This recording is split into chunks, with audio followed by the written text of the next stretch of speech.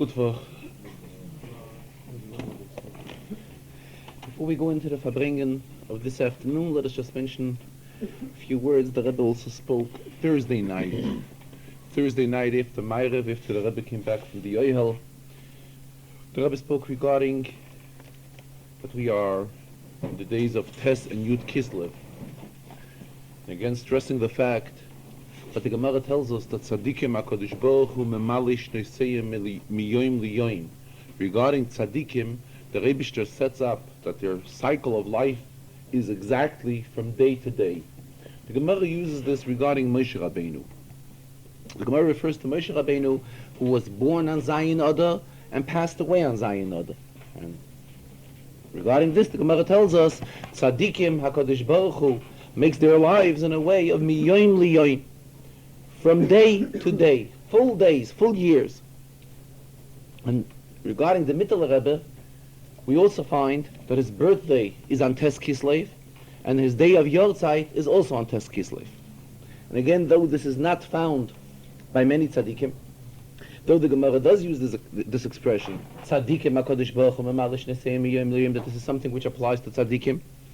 So we must say that Bigolui, in other words, the way we see it, in Gashmias, it's not so popular, like we just mentioned. We find it by Moshe Rabbeinu, we find it by the Mittel Rebbe, and perhaps it can be found throughout in between also. But again, it is not something which is an accepted fact. It's not something which is popular. However, perhaps the Inyan Beruchnius, what it means, definitely applies to many more tzaddikim, even though we don't see it by them begashmias. Especially, I've also mentioned that birthdays of many of the tzaddikim is not known to us. We know more days of Yortzeit than birthdays. The Rebbe compared it. We know that we have a mitzvah to count Sfiras HaOmer. And Sfiras HaOmer means that we begin counting from the second night of Pesach. We count for full 7 weeks. However, there is a Chazal. The Chazal tells us, the Gemara uses the Pasuk uses the expression Sheva Shabbosos Tmimois Tihiyena, that the counting of Sfira has to be 7 full, complete weeks. So there's a Medrash that the Medrash says, Ein Masayhein Tmimois. When are they considered complete 7 weeks? That is when when it comes out that we begin counting on the beginning of the week on a Sunday, and we count until a Shabbos. In other words, then we have a complete, then it's really Tmimois. Then it's ganze 7 weeks. So again, the mitzvah is to count every year, regardless. Whether we begin counting in the middle of the week or end in the middle of the week, or we begin counting on a Sunday and we end on a Shabbos. This kviyas, that it should be in such a way that we should have Tmimois to the extent that it's whole and complete weeks. Beginning the second day of Pesach, in other words, that's when first day of Pesach is on a Friday night, so we begin counting Matzah Shabbos. We begin counting Matzah Shabbos, then we count till 7 weeks later on a Friday night. This we do not have every year. So again, it does not mean that when we do not have this, we are not Mekayim the mitzvah. But at the same time, when we do have such a kviyas, this is like an extra point, an extra stress in the concept of Tmimois, of having the 7 weeks whole and complete. And this the Rebbe is comparing to the HaKadosh Baruch Hu memali shneseim shel tzadikim, that HaKadosh Baruch Hu is making the lives of tzadikim, the years of tzadikim, miyoim liyoim, which again we do not find by many tzadikim, but wherever it is found, it's definitely something of special significance. And from Tes Kislev, we go into Yud Kislev. Yud Kislev, that is the day that the Mittel Rebbe was released from prison. Here the Rebbe concluded, there's an expression in Gemara, Shein Geula Chadhu. Wherever we apply the concept of Geula, it relates one to another. Here we are talking about an inyan of Geula, but the Mittel Rebbe was released from prison. However, there's an inyan of Geula which we have to come on to, which was the inyan of Geula of Mashiach's coming, that Mashiach should come and take us all out of Golas. Especially when this day of Geula comes out to be on a Friday. The day of Yortzeit. The day of Geula was today, was Yud Kislev. This day of Tes Kislev comes out to be on a Friday, so it's on a day of Erev Shabbos. So it's again of special significance. The Rebbe concluded, we know Chazal tell us that tzedakah is something which is memaher sagula, it speeds the Geula. And being that here we're talking also about an inyan of Geula, so that is why, as usual, as the custom of the Rebbe is, he will give out dollars for tzedakah. But again, being that it's an Erev Shabbos relates to the concept of Lechem Mishnah. Erev Shabbos we prepare for Shabbos, and Shabbos we know we have two chalas. So the Rebbe also said he will give the tzedakah, he will give an Lechem Mishnah in format of two, as usually he only gives $1 for tzedakah. This time he will distribute, giving everyone $2. This is the Kudus, what the Rebbe spoke about Thursday night. Today the Rebbe began the Farbrengen this afternoon, that today is Yud Kislev, which is the Chag Agula of the Mittel Rebbe, and this comes in continuation to what we had the day before, which is Tes Kislev, which is the date of birth at the date of Yortzeit of the Mittel Rebbe. And regarding the day of Yortzeit, the Alter Rebbe writes in Igeres HaKodesh that Kol Amoloi Asher Omlo Nafshoi, all the toil, all the omol, which the soul of a person has invested in this world, when it comes the day of Yortzeit, this has a special uplifting. This is Oila, has an aliyah on the day of Yortzeit.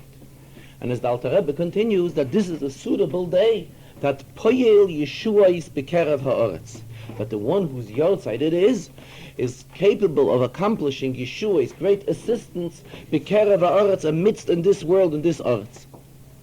But they added on, especially when this day of Yortzeit comes, that from the day of Yortzeit we are entering into a Yom of Geula. So Mamela, this leads to it that all the accomplishments and achievements that the day of Yortzeit is accomplishing, it is accomplished in a format of Geula. What's the inyan of Geula? Geula is the taich, it's in the way of Be'ein Aroich. What's the taich Geula? Geula means we take out a person who was a captive, he was in a position of Meitzer V'Shivya, and here we put him in, or Beis Asurim in prison, and here he goes into an inyan of Geula. So it's a Be'ein Aroich, it's an infinite move, an infinite change. So Mamela, this accomplishment of what the day of Yortzeit is accomplishing, being that it comes together, comes right afterwards, we are entering a day of Geula, the accomplishment is in a way of Geula. And especially this year, that this is the year of Shnas Tashmeit. Tovshin Mem Tes, Shnas Tashmeit Yodecha. Tashmeit means we pay out all our debts, we pay out all our chayvus. And what is the main chayv that a yid has? What is our main obligation? The fact that the fact that we have sinned, and these sins have put us into Golos. And due to that we are in Golos. And Mamela, when we say it's a year of Tashmeit Yodecha, it's a year of paying up our debts, that means it's taking us out of our, ultimately to take us out of Golos. And especially also it's a year of, Rabbi stressed again, it's a Shana Tmima, it's a whole and complete year, but due to the fact that it's a leap year, so this adds on an additional month to this year, so it makes it a special, complete year, and that this year comes in conjunction and continuation to last year, which last year was a year of Shnas Tismach and Tesamach. So Mamela, the effect of Tes and Yud Kislev, and what should be the effect? The effect has to be in a way of Hamaisa Hu Ha'ika. It should lead to Maisa, it should lead to deed, to action, which this is what counts and supersedes everything. So it should be in a suitable and proper way, as it's befitting for such a year, the effect that Tes and Yud Kislev should have. Here the Rebbe brings, there is a maimah from the Mittel Rebbe. Mittel Rebbe is a maimah, taka on the pasuk of Poda B'Sholem Nafshi. This maimah, the Rebbe says, was given to print yet while the Mittel Rebbe was alive. And this maimah, he explains the entire inyan of the pasuk, Poda B'Sholem Nafshi, Mikrovli, Ki Barabim Hayu Imodi. He brings out, first of all, we have to understand what's the taich Poda B'Sholem. Poda means he has redeemed me. He has taken me out of Golos. What's the taich? The P'diya, the taking out, was B'Sholem, in a way of peace. When we're talking about P'diya, a person that has to come on to P'diya, means has to be taken out of exile, taken out of a Golos, then it's not an inyan of shalom. The two concepts of pada and shalom obviously are contradictory one to another. When a person is in the position of shalom, then he does not have to come on to pdiya. When he has to come on to pdiya, then he's not on a level of shalom. Furthermore, what's the pshat mikrovli? Krov means a battle. In battle itself, in milchama itself, the Rebbe continues, so from the mind of the Mittel Rebbe, there are different levels. There could be a milchama where the milchama is where both parties are at a certain distance one from another, and throwing avonim, throwing stones and bullets one on another. However, there is a distance between them. A yet stronger inyan of milchama, when is it krav? Krav, which means a battle, when it's krav meloshin kiruv, when the two enemies are close one to another.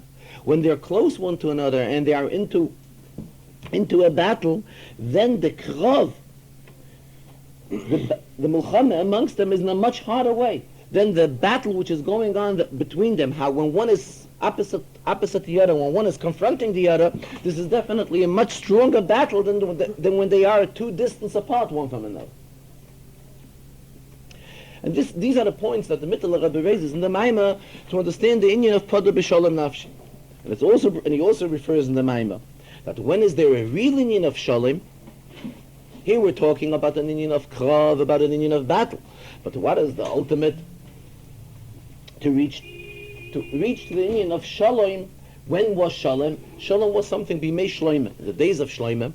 So as Chazal tell us, Shloimeh Shmoi, his name was Shloimeh, v'Shalom haya b'yamav, and in his time, during his kingdom, there was a special matzav of Shalom, there was a special matzav of peace.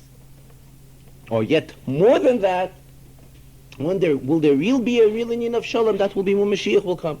And regarding the coming of Mashiach, how does the pasuk say that then it will be a time that v'gor ze'evim keves, that sheep and a wolf will be able to live together? What does this emphasize? This emphasizes the ultimate inyan of Shalom, which these are points which the Mittel Rebbe brings out in his mind.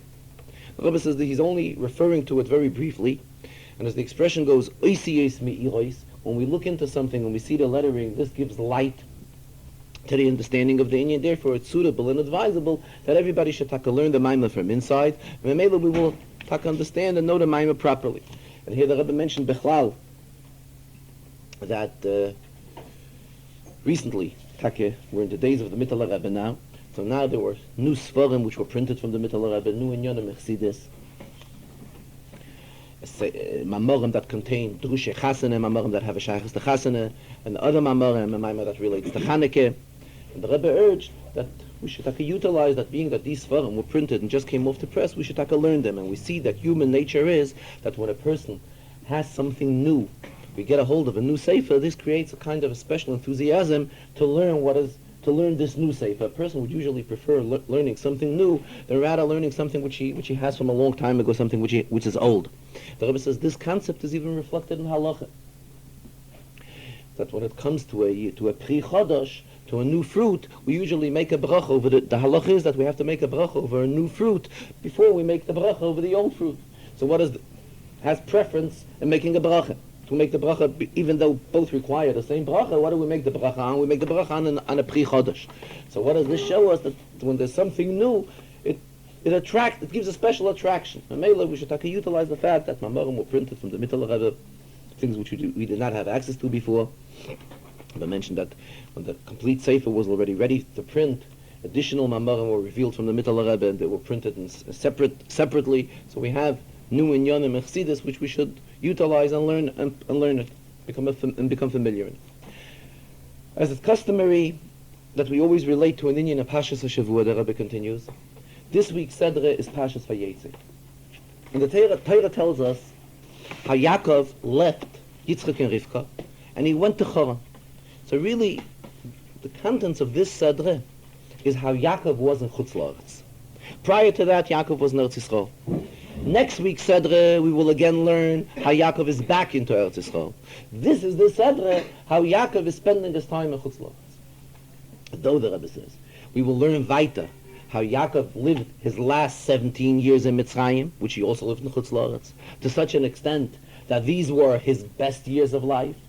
As like a 17, the number 17 corresponds to Tov. this Tov is equivalent to 17. These were the Yaakov's best years of his life, were the last 17 years that he lived in Mitzrayim. As Yaakov himself said to Paroi, Ma'at v'royim hoyu shnois chayai. I don't know if I'm quoting the pasuk correctly, but the content of it is that Yaakov himself mentioned to Paroi that all these years were not comfortable years. And it was these years, his last years in Mitzrayim, which just were the 12 years of his life.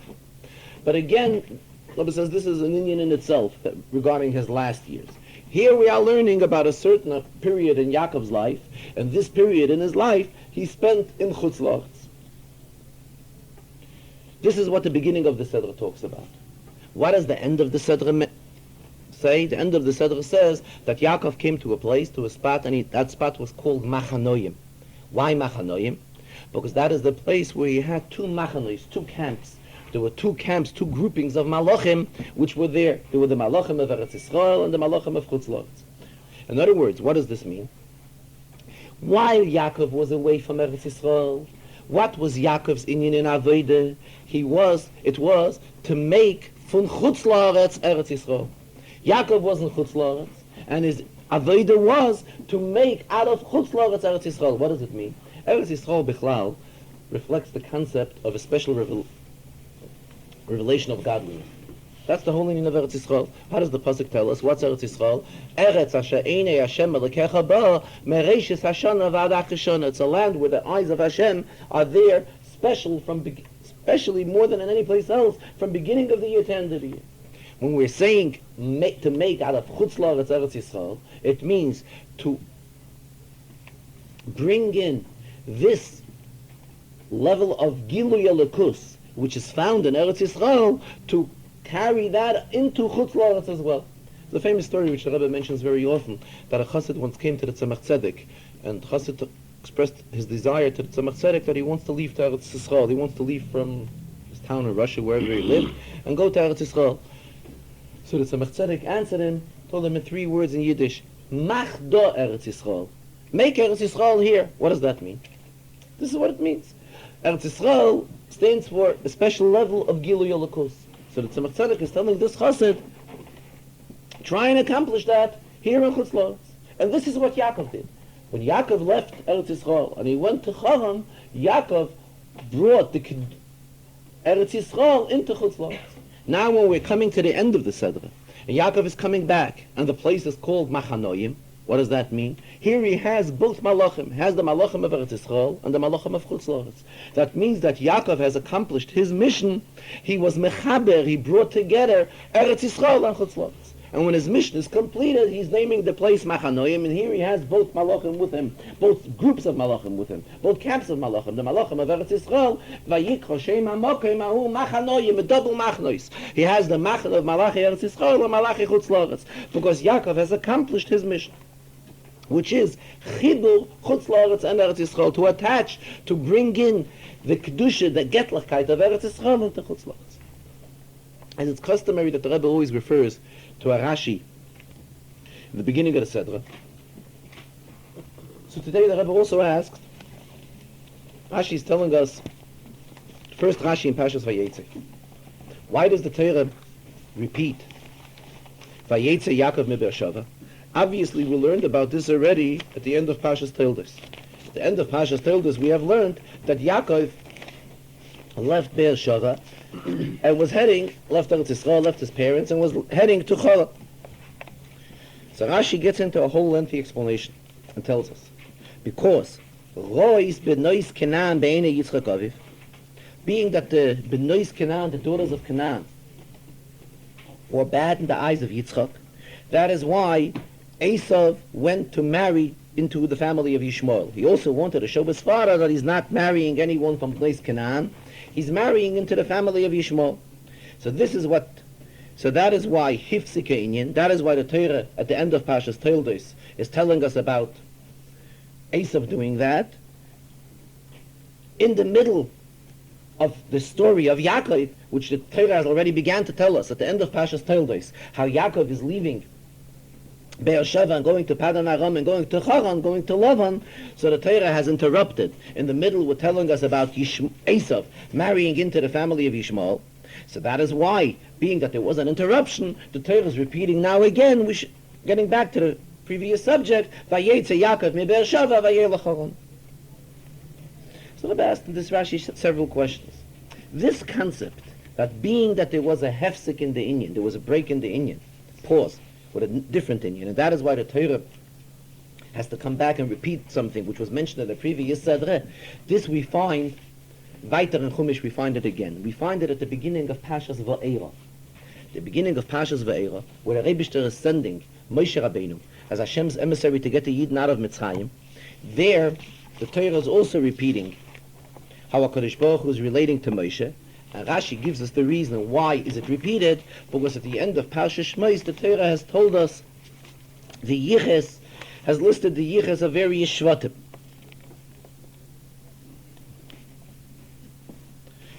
Reuven, Shimon, and Levi, to reach to the Yiches of Moshe Rabbeinu. So that is being that there was an interruption, so that is why it is repeated again. When we look into that Rashi says it is very brief. Being there is interruption with another Inyan, that is why this Inyan is repeated again. We get back to this Inyan. Here, Rashi lets himself into a whole lengthy explanation telling us, Rois, B'nais Canaan, B'nai Yitzchak Aviv, that the daughters of Canaan were not satisfactory to Yitzchak, they were ra in the eyes of Yitzchak, and that is why Yishmael's family, that is why Esav married into Yishmael's family. Why does Rashi get into a whole lengthy explanation? Rashi could have said it every word in Rashi is accounted for.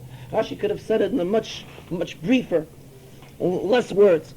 Just to say, being that there's an interruption of another Inyan, that is why the pasuk here repeats again, Vayetze Yaakov mi Beersheva.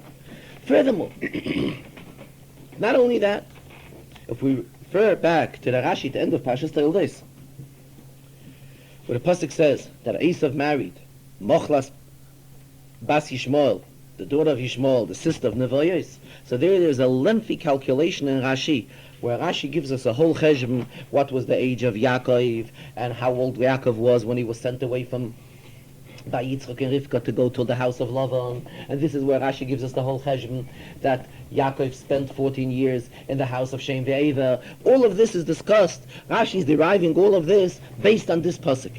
On the pasuk of Vayelech Esav el Yishmael Vayikach es Mochel. All of this is worthy information. It's basic, it's important information. So if Rashi is already getting into details to say what, it's important so we can follow properly the sequence of the Sedras and know exactly at what age everything has happened to Yaakov. So if Rashi is already getting into detail to say what has happened,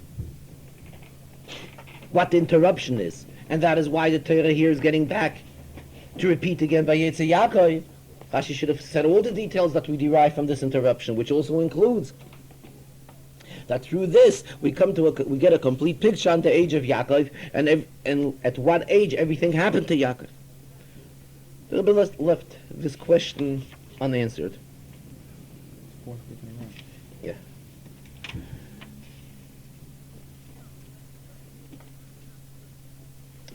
The Rebbe concluded the Sikha again with HaMaisa Hu Ha'ika. The main thing, what counts is Maisa. Being that we're in the month of Kislev, and Kislev is, the Rebbe keeps on referring to it, the Chassidisha month. So it's the proper time for everyone to take upon themselves a Hisafa, an addition, a limud of Chassidus, and learning of Chassidus, at least during this month, to see to it that during the month we are Meisif every day learning Chassidus. The Rebbe added on, if possible, also that the increase, the Hisafa, should be in a way that each day we should be Meisif on what we have learned the day before, if that is possible. But if not, at least the mere fact that during the entire month which we have, to be meisif, to increase in the learning of Chassidus during this month, and also to utilize the days which we are in. These are days of special significance. We are the days between Yud and Yutes Kislev. The Rebbe says, though Yud Kislev happened after Yutes Kislev, happened a generation later. Yutes Kislev happened to the Alter Rebbe. Yud Kislev is something that's the day of the liberation of the Mittel Rebbe from his prison. But nonetheless, the fact is, why was the Mittel Rebbe released on Yud Kislev? That is because Yud Kislev is a Yom Zakai. It's a special day. And as the expression goes, Megalgalin, we put in an Inyan of Schus into a day of Schus. So the fact that Yud Kislev is a Yom Zakai, this was already in existence in the days of the Alter Rebbe as well. So now that we are in these days, these are suitable days of preparation, especially that in the middle we also have Tesvav Kislev, and that is the day that Kaim Mesiyah Bashlemusa, that is the day where the moon is at its completeness. So these are days that should be utilized for, as mentioned, to increase in the learning of Chassidus, and also to make Farbrengens, and properly prepare ourselves for Yutes Kislev, which all of these days are leading into Yutes Kislev, to have the proper preparation for Yutes Kislev. Then the Rebbe went back, and he said that there is another klotz kasha. The Rebbe uses the expression klotz kasha. Klotz means a beam. Strong question is as strong as a beam. It can't be moved. It's a eiserne kasha.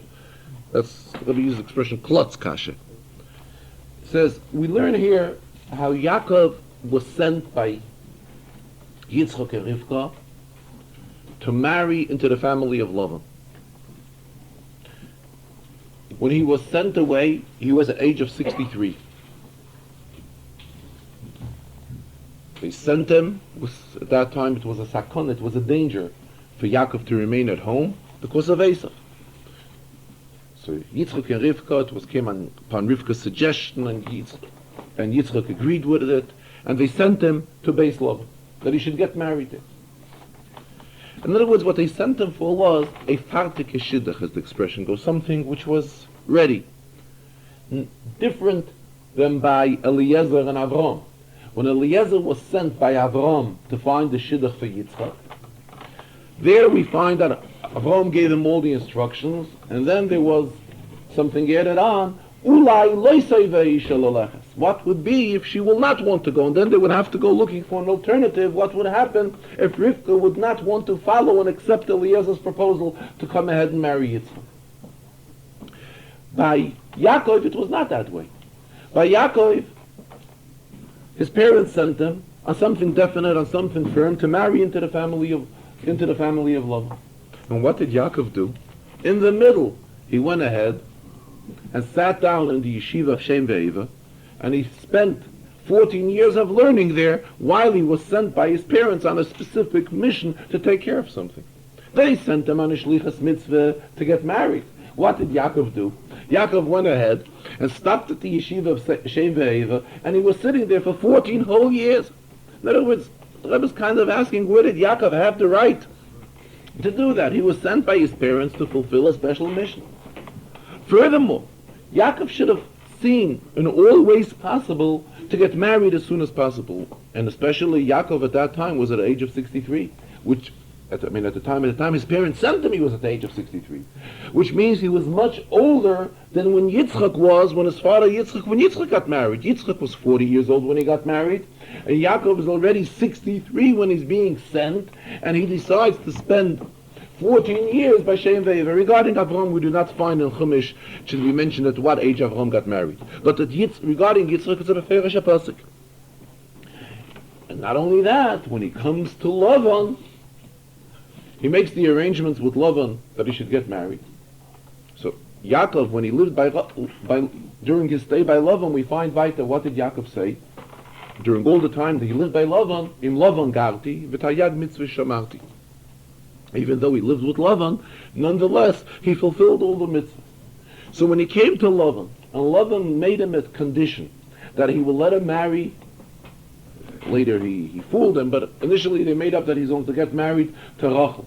And he told him, however, you should work 7 years before that, and then he will give him Rachel. Yaakov should have looked for some way to change this agreement, to change this night. Why wait 7 years? He was sent by his parents to get married. They wanted that he should. So he stops for 14 years.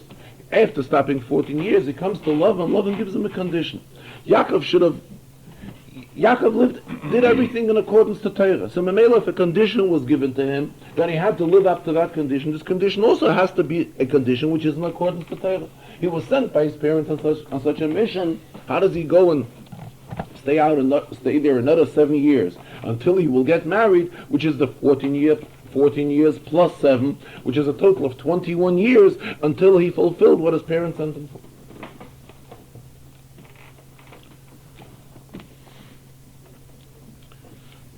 Again, the Rebbe left this question unanswered and came back to the Inyanim again, urging us again to utilize these days to be meisif, to add on, to increase in the learning of Chassidus, particularly the Chassidus of the Mittler Rebbe. Chassidus of the Mittler Rebbe is based on the Chassidus of the Alter Rebbe. His father, who is his father, the Mittler Rebbe writes his Chassidus. However, the Yisoid, the foundation of the Mittler Rebbe's Chassidus, is always based on the Chassidus of his father and the Chassidus of the Alter Rebbe. Rebbe finished off the Sikha by saying, let Mashiach come already, and when Mashiach will come, we will all automatically be transferred into Eretz Yisrael. Then we will be confronted with a Shaila. We began our meal here, and all of a sudden we are all winding up in Eretz Yisrael.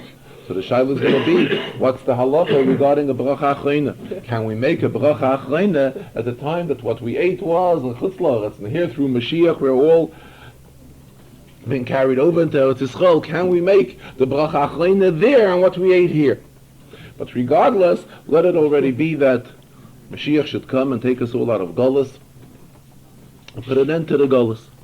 Rebbe continued the Farbrengen, one more short Zichen, referring to the Siyum Sefer Torah which has taken place last Shabbos, before last Shabbos actually, last Thursday evening, when the Sefer Torah was completed and the Sefer Torah was written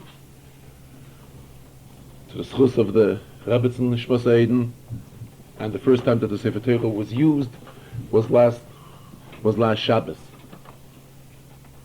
Rebbe expressed himself that regarding Siyum of a Sefer Torah, he immediately reminds us of another Sefer Torah, and that is the Sefer Torah which was written upon an instruction of the Frierdiker Rebbe, when the Frierdiker Rebbe instructed to write a special Sefer Torah for Kabbalas Pnei Mashiach.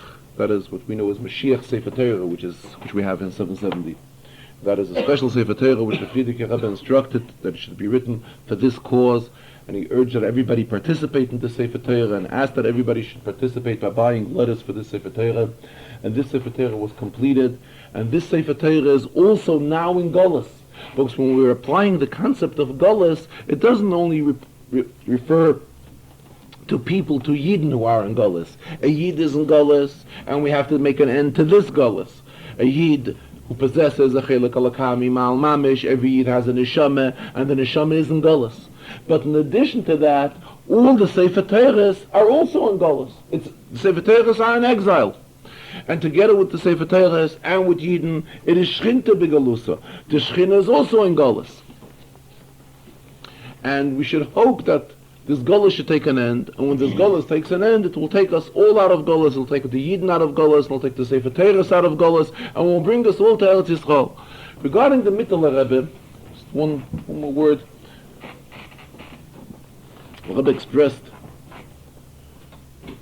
thankfulness that Rebbe spoke last week that this Shabbos should be utilized for proper Farbrengens, as he used the expression sturmdicke Farbrengens, stormy Farbrengens, and the Rebbe expressed appreciation that the Farbrengens have already begun last night. Farbrengens for men, Farbrengens for women, actually separately, for men separately, for women separately, and definitely the Rebbe says also be sure that that children have also participated in Farbrengens regarding Yud Kislev. There's one expression which the Rebbe always uses regarding the Mittler Rebbe, and used it today as well. Rechoivos hanohor. Rechoivos hanohor means the wideness of a nohor, of a sea. Bechlal, we know that the Rabbeim relate to the Sfiras. The Alter Rebbe is Sfiras HaChochmeh, and the Mittler Rebbe is Sfiras HaBinah. And as we learn in Chassidus, which is explained in depth in Chassidus, but Binah always explains at length what in Chochmeh stands very bekitzer, extremely brief. In the Kudas HaChochmeh, when Chochmeh travels into Binah, that is when it's explained and explored and really explained to the fullest length, to its fullest extent. The same is what we find in the Mittler Rebbe's Chassidus.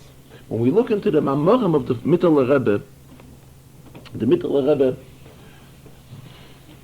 Rebbe's explanation on Inyanim Chassidus is in a very broad way. He does not speak in any short terminology at all. He explains everything at length, pages upon pages. Mittler Rebbe, it's not short. For example, from the Alter Rebbe, There were times that his mamorim were very brief, very short. By the Mittler Rebbe it is not so. By the Mittler Rebbe everything is explained at length. Just conclude with one word.